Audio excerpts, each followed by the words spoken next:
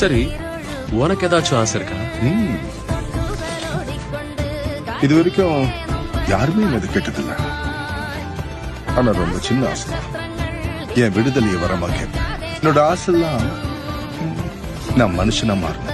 உன்னாலே உனக்கு விடுதலை கொடுத்துக்க முடியாதா? எனக்கு விடுதலை கிடைக்க ஒரே வழிதான் இருக்கு.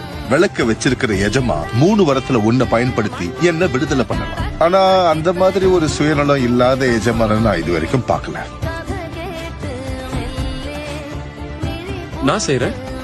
என் வரம் 3வது கடைசியுமான வாரம் என்னோட வரம் உன்னோட விடுதலை. என்னது?